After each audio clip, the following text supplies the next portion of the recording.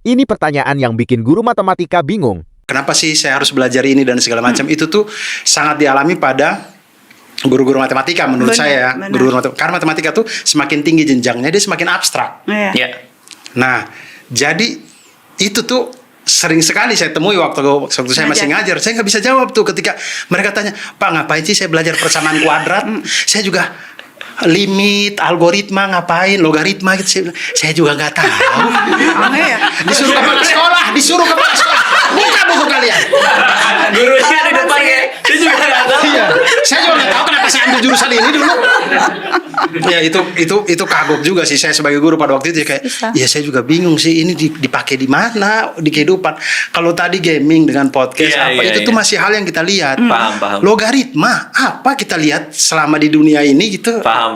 Semakin abstrak karena itu. Jadi itu sebenarnya nggak harusnya jadi wajib buat semua orang kan.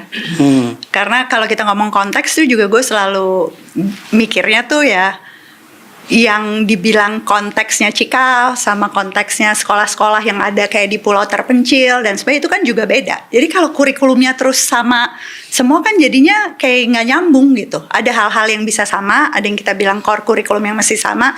Ya semua orang harus paham bacaan, semua orang harus kayak si matematika yang dasar harus bisa yang berkaitan sama kehidupan sehari-hari. Tapi kayak nggak semua orang harus jago masalah lingkungan dari A sampai Z. Terus habis itu kita nanya, kenapa sih murid gue malas belajar? Ya orang dia nggak tahu manfaatnya apa buat lu. Terus muridnya lagi disalahin. Betul. Aku kesian banget deh sama generasi sekarang disalahin melulu.